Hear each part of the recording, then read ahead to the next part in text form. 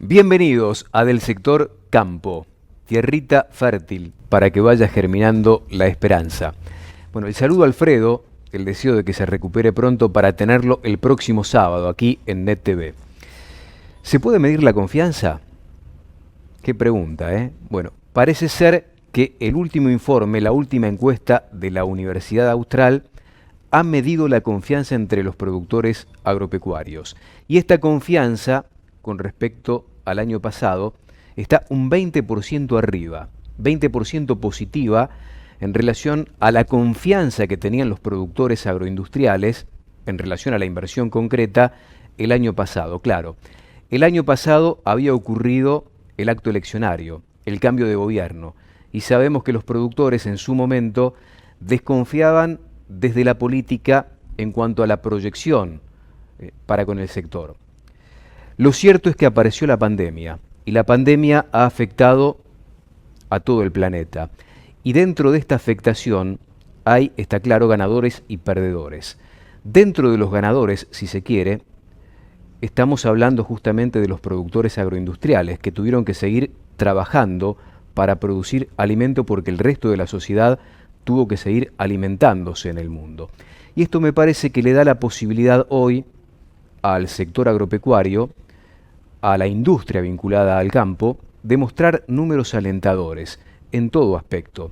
Y para colmo de males ha habido un aluvión de demanda de parte de China, que fue quizá el lugar iniciático, originario de la pandemia, que pudo recuperarse rápidamente desde lo social. Y desde lo social se ha recuperado tanto que el nivel de demanda de alimentos en el mundo hoy pone a aquellos países proveedores, como la Argentina, en un contexto preferencial, de mucha expectativa, que proyecta una evolución importante en materia de demanda de alimentos para el 2021, que sin ningún tipo de dudas está revelando la posibilidad cierta de un crecimiento no solo para el sector, sino de una recuperación parcial para la economía argentina en base a la incorporación de divisas genuinas, sobre todo cuando evaluamos que el sector agroindustrial es ampliamente superavitario en la balanza comercial. Y han llegado las lluvias, sobre todo porque teníamos enormes dificultades que planteaba lo climático de cara a una campaña monumental para el país, que es la campaña gruesa, soja y maíz. Se hablaba de un evento Niña que implica considerar la posibilidad concreta de una sequía. Bueno, las lluvias de esta última semana empiezan a revelar otra realidad. Del sector campo empieza así, con estos títulos que nos trae Malena de los Ríos.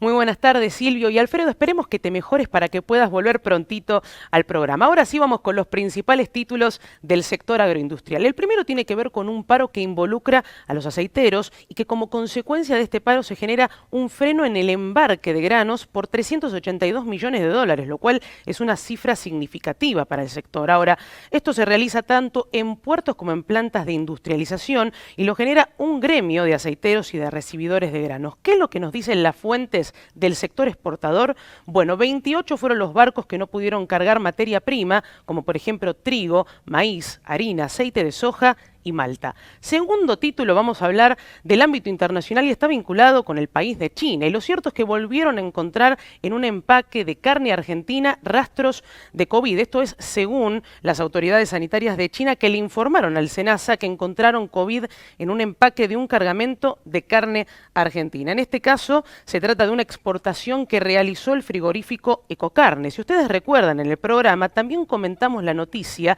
de que a principios de noviembre también los funcionarios chinos aseguraron que habían encontrado coronavirus en un cargamento que exportó el frigorífico Gorina de La Plata.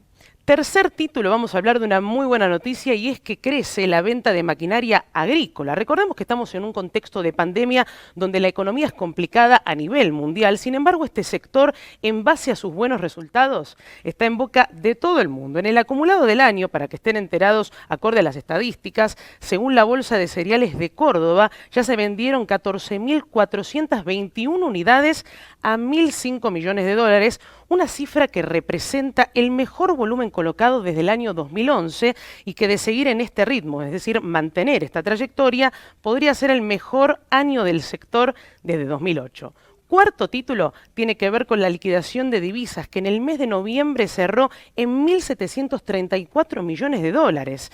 Según lo informa Ciara y SEC, tengamos en cuenta que este monto es apenas superior si lo comparamos con el mes de octubre. Ahora, ¿qué es lo importante? Que representa el mejor noviembre desde el año 2002, sin contar 2014 y 2019. Estos fueron algunos de los títulos del sector campo.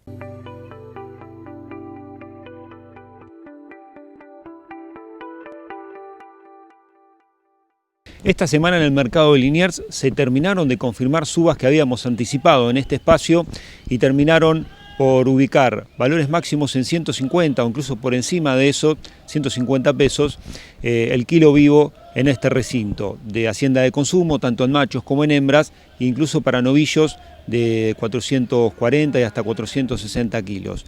Estas mejoras se empezaron a traducir en aumentos de precio en diferentes carnicerías y terminaron por ubicar al asado y al vacío, el primero entre 520 hasta 550 pesos y el vacío desde 550 y hasta 600. Los cortes más caros, como puede ser el bife de chorizo, el peseto o el lomo, por arriba de los 700 pesos, 750, según el establecimiento que lo comercialice.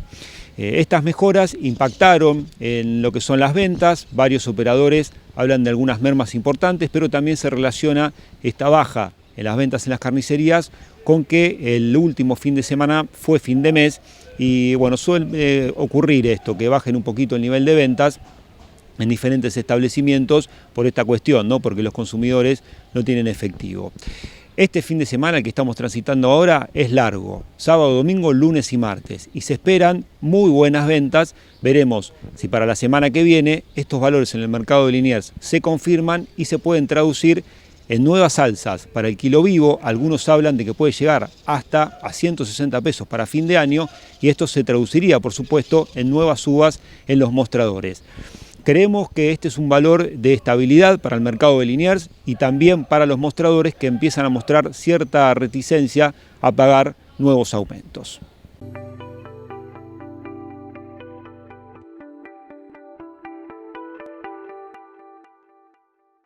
Y en del sector campo, la verdad que tenemos el placer de recibir al doctor Bernardo Canet.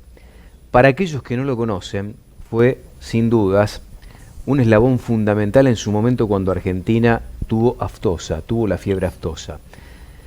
Está claro que es uno de los referentes más importantes del país y del mundo, teniendo en cuenta cómo se trató esta enfermedad en el país, resolviendo una situación muy complicada, que en su instancia fue una cuestión paraarancelaria también. Bueno, ante todo, muchas gracias por invitarme y por ser tan generoso en tus comentarios.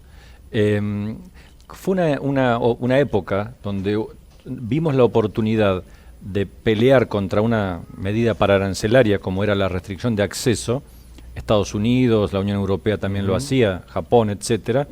Pero en vez de discutir la causa o la esencia, si era paraarancelaria o no lo era, decidimos tomar esa energía para erradicar la enfermedad, disminuir pérdidas y sobre todo generar una alianza público-privada tan de moda después, en una ingeniería social que sumó a SENASA, a las 4 entidades, a los gobiernos provinciales, y logramos algo inédito. De la nada, de un país que tenía 120 años con aftosa, logramos una alianza entre los sectores interesados, insisto, público, privado, nación, provincia, municipio, colegios.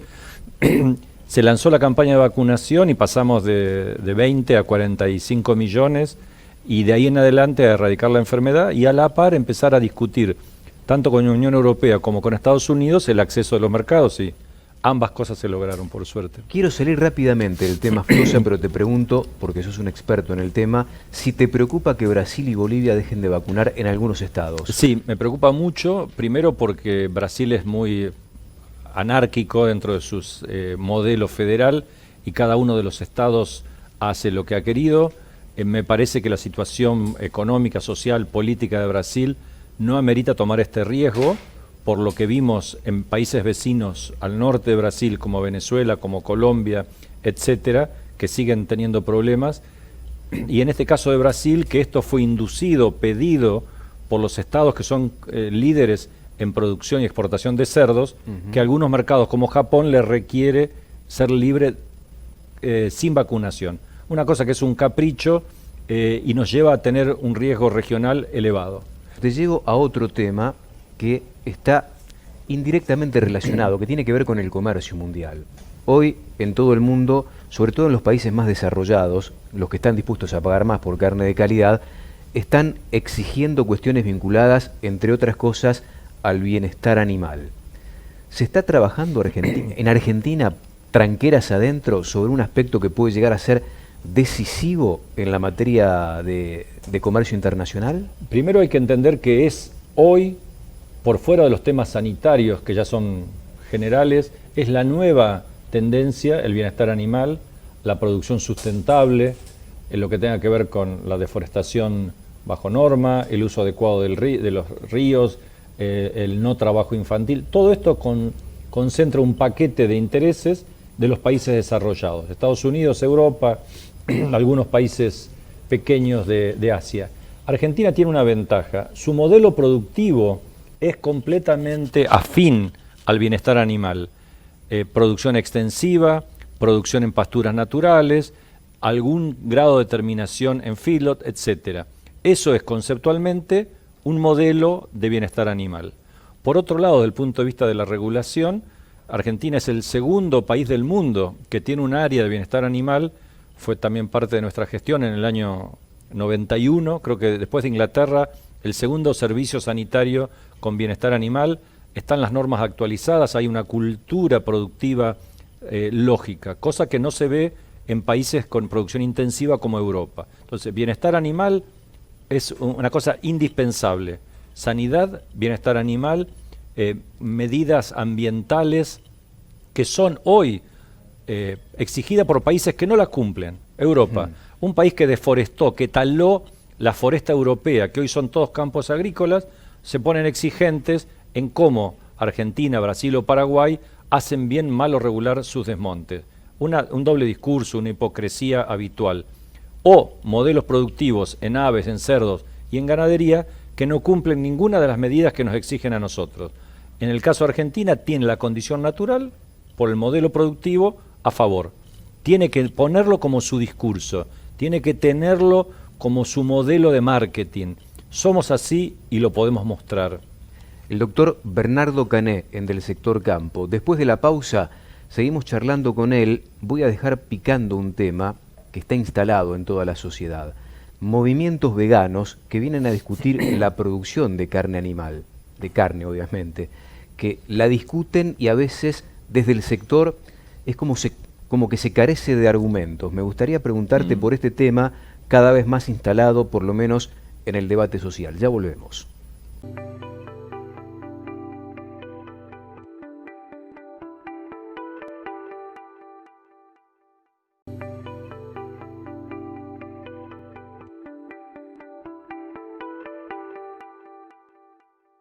En Del Sector Campo seguimos conversando con el doctor Bernardo Cané, ex presidente del SENASA, y el tema es el de los movimientos veganos, entre otros, ¿no?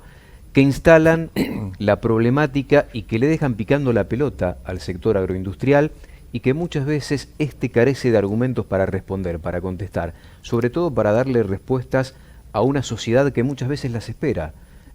¿Cuál es tu postura respecto de esto? Mira, Bernardo? Silvio, primero no hay que negarlo, es un hecho fáctico, eso existe. En general son tribus urbanas que son antisistema, sean estos veganos, animalistas, etcétera, etcétera. De los que quieras, antipasteras en su momento, anti faena de animales. La convivencia y la producción de alimentos a partir de los animales está en la Biblia, o sea, no es una cosa que lo iniciemos nosotros. Me parece que en el caso de Argentina, como en el bienestar animal, tiene que dar un debate. Las condiciones naturales de producción en Argentina son casi ideales. Las exigencias sanitarias también lo son.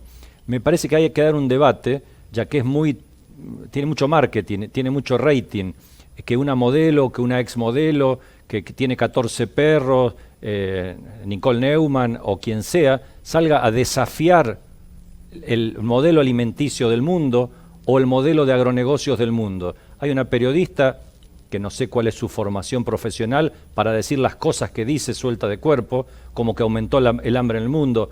No existe dato fehaciente que avale eso. FAO indica que es la década o las 3-4 décadas donde mayor alimentación ha existido y mejor en el mundo, donde no ha habido muertes, donde no ha habido hambrunas. Y tenemos que desafiar y escondernos de personas sin formación estadística, sin formación profesional, que hacen escándalos en los pueblos, que hacen escándalos en Alberdi esta semana impidiendo que a 5 kilómetros del pueblo se críen vacas, o la semana pasada en Saladillo, donde fueron a hacer un escándalo para que no se aumente el número de cerdos, etcétera, etcétera. Te hago una más que tiene que ver justamente con lo que estamos viviendo desde el aspecto sanitario, sacándote de la polémica, pero llevándote a otra de las barreras pararancelarias que estamos viendo, y meto en esto a China. Se ha detectado una vez más restos de ADN en cajas, en empaques. Dicen haber detectado. Dicen ellos, haber detectado restos de ADN de COVID. Los científicos locales en Argentina dicen esto es improbable, altamente improbable de que haya un contagio a partir de esto hacia una persona. ¿Qué análisis haces de lo que está pasando? Porque hay frigoríficos suspendidos para el negocio con China hoy. Me parece que, como en otras oportunidades, hay que ver las epidemias y las pandemias muy de arriba. Podemos tomar el caso de las últimas 6 u 8, desde la peste de la gripe española, desde cualquiera de ellas, la vaca loca, la influenza aviar, etcétera. Cuando uno está en el foco le parece que es terrible, cuando pasa un tiempo lo ve con perspectivas. La situación del COVID ha sido de baja mortalidad, de baja morbilidad y de altísima difusión, y ha generado una crisis mundial. No hay forma de probar que una caja que salió, no sé, de Buenos Aires, que fue a un puerto, que pasó 3 provincias, que luego fue una distribuidora y después fue detectada en un supermercado, pueda tener que ver el operario de Buenos Aires versus todos los procedimientos posteriores. La verdad que es un placer haberte tenido acá. Esperamos contarte en algún próximo programa, Bernardo. Yo vine para conocerlo, Alfredo, en vivo en este lugar, pero hoy no apareció. Te la debe, te la debe. Pagará en algún momento, digo, el almuerzo. Difícil de parte de él, muy difícil. Se ve que lo conoces bien. El doctor Bernardo Cané, en Del Sector Campo.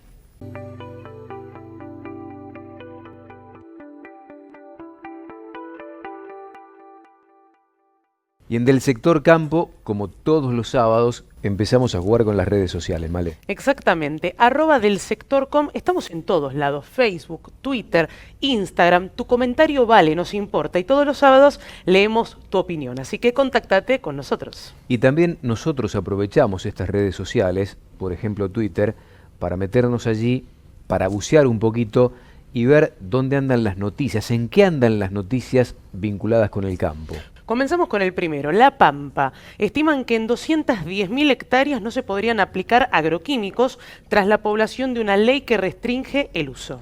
Esto fue votado en la legislatura provincial y es un tema que está en serio debate y que afecta a muchos sectores productivos porque no van a poder implantar determinado tipo de cultivos dentro del esquema y el paquete tecnológico con lo que lo venían haciendo.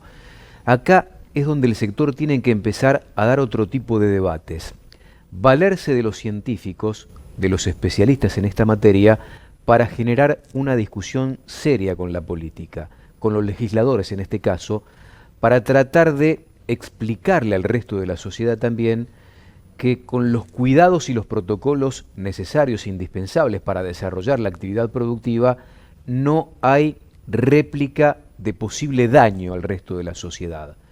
Esto ya está votado, es ley, y va a afectar seguramente a muchos productores.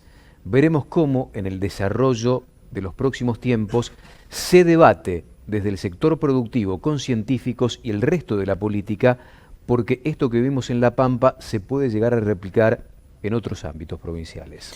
Segundo tuit, vamos con el trigo, y lo que pasa es que desde el sudoeste de la provincia de Buenos Aires, con buena humedad en el suelo, entra en la recta final. El sudoeste de la provincia de Buenos Aires, lugar simbólico de la producción triguera, nos dé la posibilidad de ponernos de pie en materia de producción de trigo. Los registros que vienen del norte argentino, de la provincia de Córdoba, son paupérrimos. Ni siquiera 1000 kilos, lo cual ni siquiera a esos productores les alcanza para cubrir los costos. Argentina había sembrado para levantar 20 millones de toneladas aproximadamente de trigo este año, y de acuerdo a las últimas estimaciones, una de ellas de la Bolsa, habla de la posibilidad concreta, palpable, de menos de 17 millones de toneladas, lo cual limita obviamente el negocio con las exportaciones, pero también pone en discusión la posibilidad de que sigan insistiendo en esta materia algunos productores que van a quedar descolocados desde el punto de vista financiero. Recuerda, @delsector.com, todas las redes sociales, Facebook, Twitter, Instagram, te leemos, te esperamos.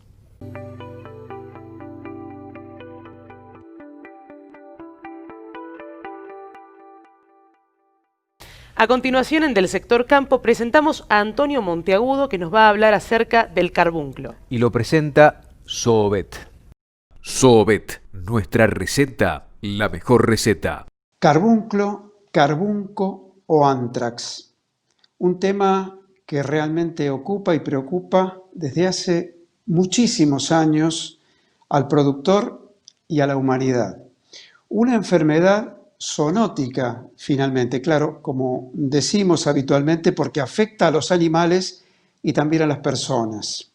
Durante mucho tiempo, además, tuvo que ver con la seguridad. Usted recuerda que incluso se mandaban esporas a través de sobres, y esto complicó en el nivel mundial todo lo atinente precisamente a los vínculos de los gobiernos y demás.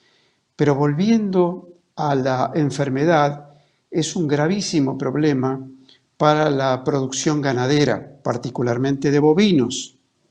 Y allí están los famosos, históricos campos malditos, porque perdura a través del tiempo esta bacteria, esta enfermedad infecciosa.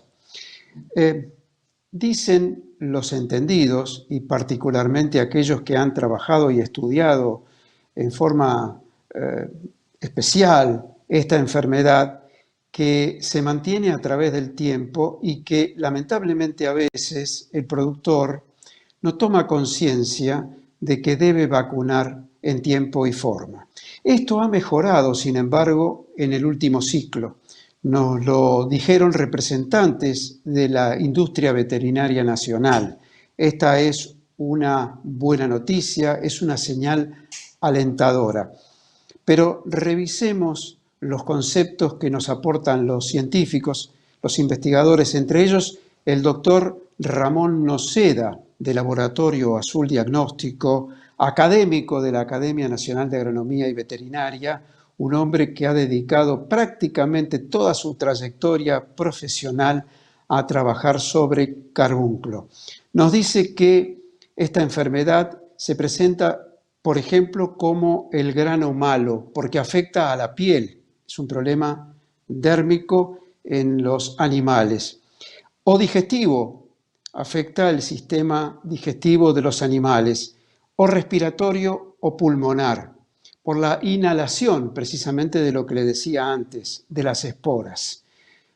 El doctor Noceda, insiste en la vacunación, insiste en el trabajo que debe hacer necesariamente el productor en común unión con los centros, en este caso el SENASA. El SENASA recomienda, existe un plan integral de vacunación y de seguimiento de la enfermedad.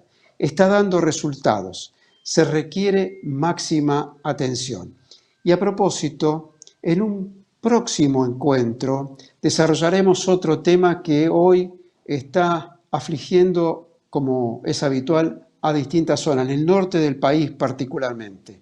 Hay casos de rabia pareciente, pero ese será tema para la próxima entrega.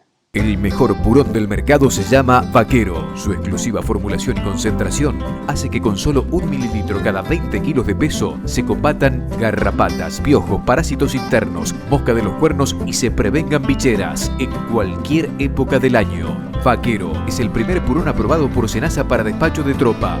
Zoobet, nuestra receta, la mejor receta.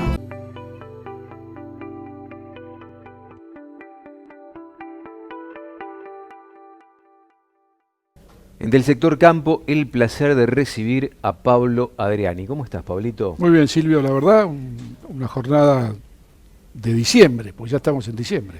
Ya estamos caminando los últimos días del año y es buen momento para hacer balances. Todo el mundo hace balances. Y también lo debe estar haciendo el Banco Central con el tema divisas. Exactamente. ¿Qué te dejó noviembre? Y noviembre dejó una liquidación de divisas de 1.735 millones de dólares, un 2-3% más que en octubre, y contra lo que mucha gente supone que el productor no vendió, no se le quedaron divisas, yo le diría que hay que ver el vaso medio lleno y no el vaso medio vacío. El productor vendió a nivel de 60.000 camiones de soja en octubre y otros 63.000 camiones de soja en noviembre. Son cifras que mueven millones de toneladas, con lo cual yo te diría que el ingreso de divisas es auspicioso, y lo más importante, Silvio, es que queda un remanente de soja que le va a dar al Banco Central una sorpresa en el verano. Esto es lo que ningún economista lo está viendo. Esto puede ser primicia del sector campo. ¿Qué remanente? Hay 10 millones de toneladas de soja que pueden ser 11, que nadie las está contemplando, y todo el mundo dice que esperar la cosecha de soja en abril para que entren las divisas. Pero se están olvidando de los 11 millones de toneladas que quedan en poder de productores, que la va a vender en diciembre, enero y febrero. Eso va a ser una sorpresa para el gobierno, ¿eh? O sea, por lo tanto, pienso yo en diciembre, porque todavía ahí hay una baja de retenciones. Hubo un paro esta semana de los aceiteros que complicó por 24 horas el movimiento portuario, pero me imagino que resuelto este tema sindical puede fluir también buena venta en diciembre. ¿Cómo la ves? Yo creo que sí, porque hay un tema en diciembre que muchos productores lo tienen contemplado, que es el cierre de balance. El 31 de diciembre, muchos productores no quieren vender antes del cierre de balance para no engrosar ganancias. Y quieren vender en enero. Entonces posiblemente tengamos unas ventas los primeros 15 días de diciembre muy fuertes, y después entrando ya en pre-Navidad, pre-Año Nuevo, que son muchos feriados, haya una caída, pero ya en enero se va a retomar de vuelta, y eso le va a generar al gobierno muy buena plata en el verano. Lo que me llamó la atención esta semana, no sé qué te parece a vos, qué análisis haces con respecto a lo que se publicó desde la cadena del maíz. ¿Qué análisis haces del maíz y todo el proceso que tiene este producto, este cereal? Es muy interesante eso, porque hubo un aumento de lo que es la molienda de maíz, la industria de maíz, en el periodo de enero-octubre, aumentó un 4,5%. Estamos hablando hoy de casi un récord de 5.400.000 toneladas contra 5.200.000 de enero-octubre del año pasado. El dato que si desglosamos, vemos que el aumento de alimentos balanceados de la producción fue del 4,5%. Eso tiene sentido por la conversión de grano en carne. Previo a las fiestas hay un impulso muy fuerte en noviembre y diciembre. Después tenemos una sorpresa. Baja la molienda húmeda un 20% y sube la molienda seca un 20%. A ver, explícame un poquito más. ¿Qué es molienda húmeda? ¿Qué es molienda seca? ¿Y qué lectura tiene una y otra? Molienda seca es la polenta. Ah. O sea, y aumentó un 20% la producción de polenta. Esto quiere decir que en épocas de crisis, Alimento popular. alimento popular aumentó. ¿Me decía qué es la molienda húmeda? La molienda húmeda es el aceite, la producción de aceite. Junto con el aceite sale la sacarosa, la fructosa, el almidón, alimentos para bebé. Y esos son productos caros. O sea que fíjate vos que bajó el consumo de productos caros. Gaseosas, por ejemplo. Gaseosa, bajó la producción de gaseosa, y la sacarosa de maíz y fructosa se utilizan para las gaseosas. Ahí tenés un poco el combo de la radiografía del mercado argentino. O sea que aumentó los balanceados por la mayor demanda de carnes, bajó el aceite por un alto poder adquisitivo, cosas caras, sacarosa, fructosa, y subió la polenta, que es el consumo de las grandes populares. Un placer como siempre, Pablo. Un gusto, Silvio, para todos. Pablo Adriani, del sector campo, como de costumbre cada sábado, trayéndonos toda la información y el análisis de ella.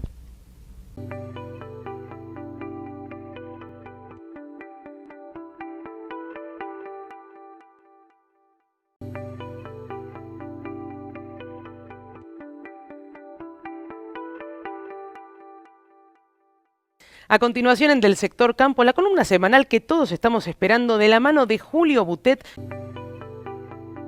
Seguimos conversando con el doctor Joaquín Tartaglione y en este caso, Joaquín, quería consultarte por los cambios de dieta en la población argentina. Un 5% de los argentinos ya es vegetariano o vegano, o sea, han dejado de comer carne. Y bueno, quería consultarte justamente por esto. ¿Cuáles pueden ser o cuál puede ser el impacto en la salud, sobre todo de los chicos, ¿no? Cuando en una familia se deja de comer carne y los padres deciden por los hijos que dejen de comer carne roja o cualquier tipo de carne?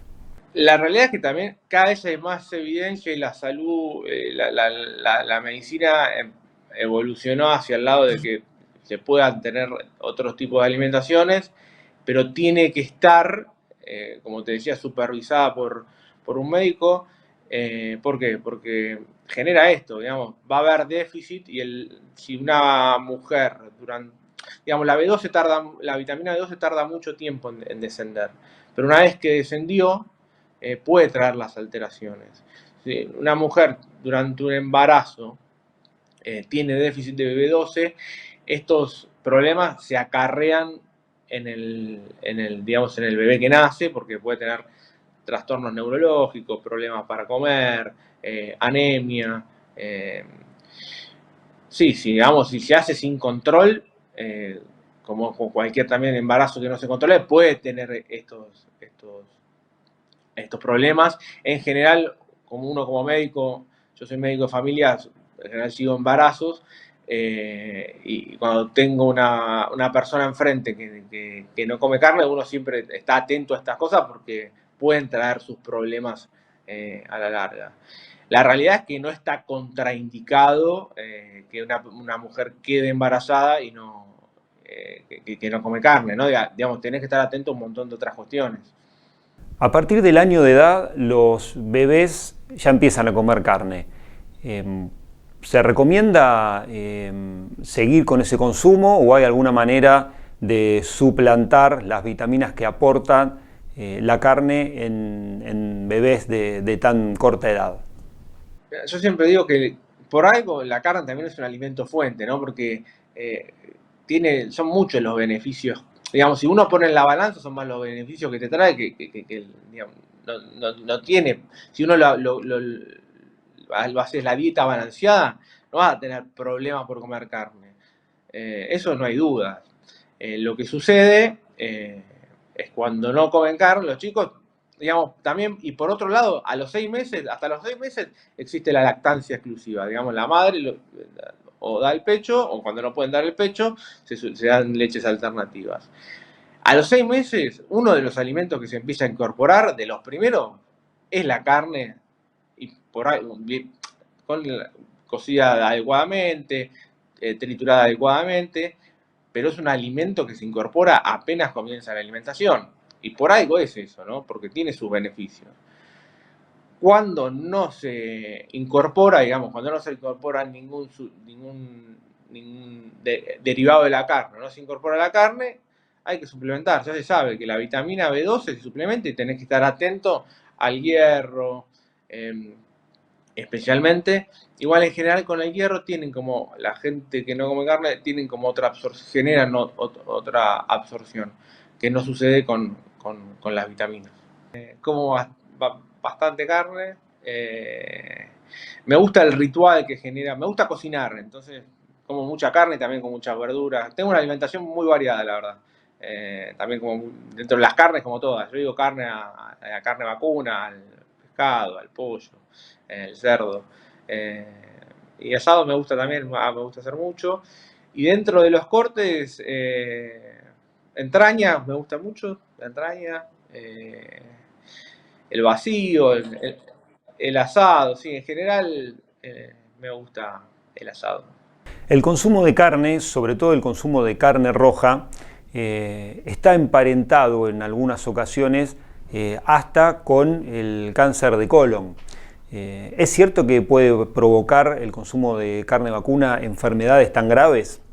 Hay estudios que el exceso de carne podría predisponer como en todas las enfermedades hay factores de riesgo que, digamos, que existen asociaciones pero no son causales, digamos, no es que vos comes mucha carne te va a agarrar cáncer de colon.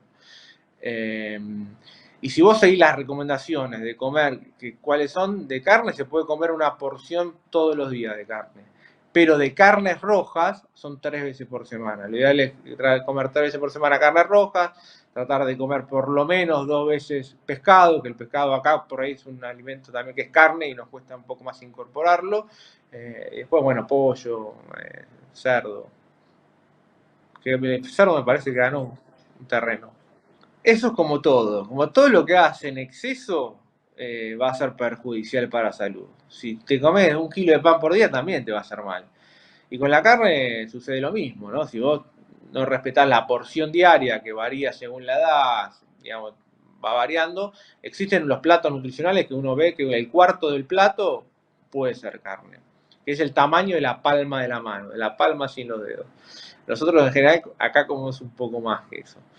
Y lo ideal es, claro, lo ideal es dentro de los cortes siempre elegir los más magros para comer todos los días. Después uno se puede dar ese gusto y comerse ese asado, como te decía, de tira, el vacío, la entraña, por ahí son cortes donde la grasa, uno puede tener la grasa hacia afuera del músculo, digamos, la carne es un músculo, intermuscular o intramuscular, que sería entre las fibras. Y esa es la grasa que cuesta más sacar, que suele ser la más sabrosa. Si uno todos los días come los cortes más grasosos, va a adquirir más calorías y va a tender a aumentar también más de peso. Si uno elige los cortes más magros y con una cocción también adecuada, no hay ningún problema.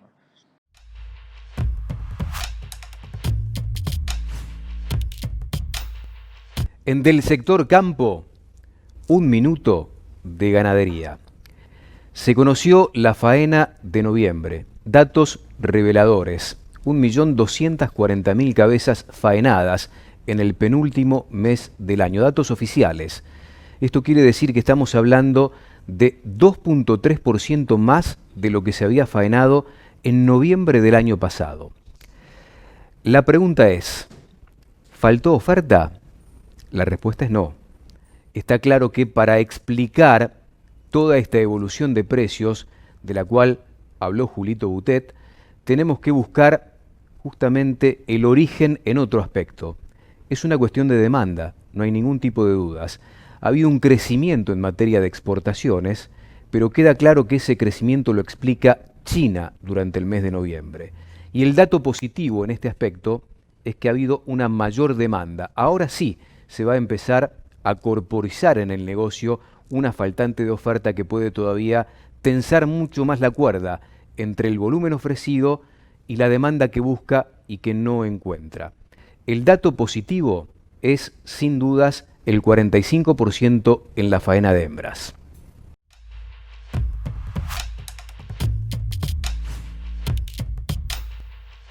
En Del Sector Campo tenemos el placer de saludar al presidente de Carvap. Carvap es la Confederación de Asociaciones Rurales de Buenos Aires y La Pampa. Matías de Velasco. ¿Cómo te va, Matías? Gracias por recibirnos. ¿Qué tal, Silvio? ¿Cómo andás? La verdad que muy bien, no, gracias a vos por atendernos, para tratar de entender a esta altura del año cómo les ha ido básicamente a los productores de Buenos Aires y de La Pampa. A juzgar por lo agroclimático, sobre todo viendo lo que ha pasado en el resto del país, creo por lo menos Buenos Aires debe ser una de las provincias más beneficiadas en este sentido, ¿no? Sí, Buenos Aires está ahora empezando lo que es la cosecha fina, sacando algunas zonas un poco del oeste de Buenos Aires, del este de La Pampa. En el resto de las provincias el clima, te voy a decir que ha acompañado. De hecho, en lo que es la zona sudoeste de Buenos Aires, que viene de secas grandes, el sur de Buenos Aires también, con una fina que complicó mucho la campaña pasada, este año es esperable una buena cosecha fina, un buen trigo, cebada, avena, está acompañando bien.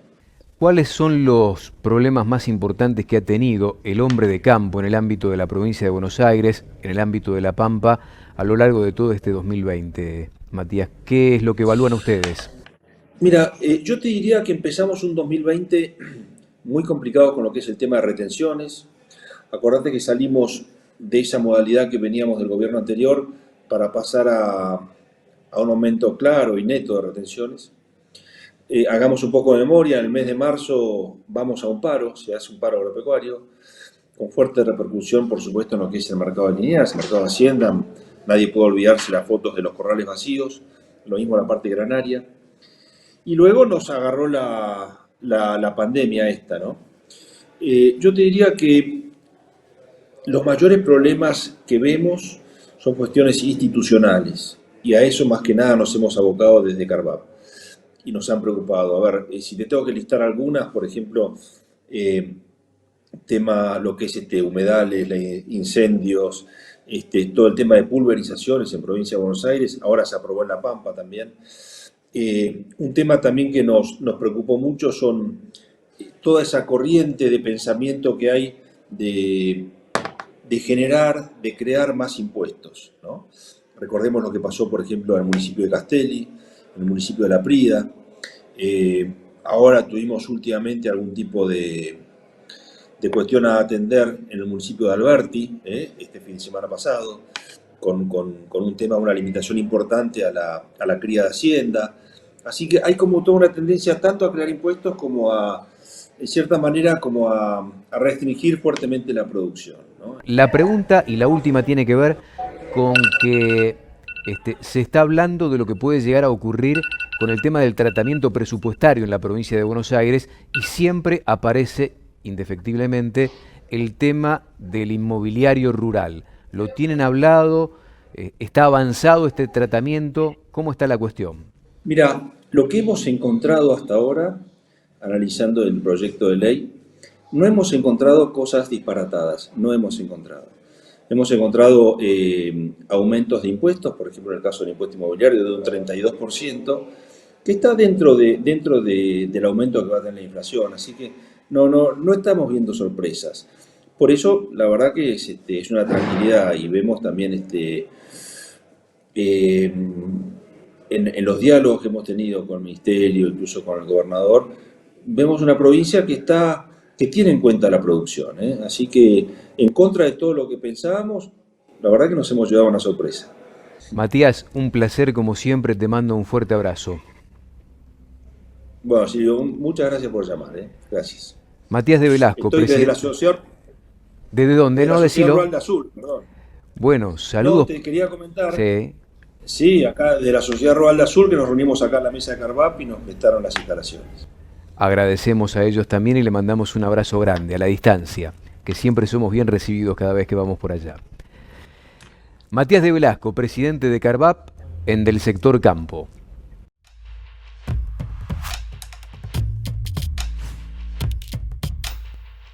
Y esto fue Del Sector Campo, el placer de compartir con ustedes este espacio que trata de traer el campo a la ciudad y de zanjar y de pavimentar la grieta que tantas veces se produce desde el desconocimiento. Por eso, con aquellos especialistas, trayendo información y algo de conocimiento, ampliando la posibilidad de este entendimiento, de esta comunión entre campo y ciudad. Del Sector Com, nuestras redes sociales para visibilizarnos, para conocernos entre todos y generar este ida y vuelta que tanto proponemos. El saludo para Alfredo también, lo hemos extrañado este sábado, esperamos contar con él el próximo. Y a ustedes también. Hasta cada momento, que tengan una muy buena semana.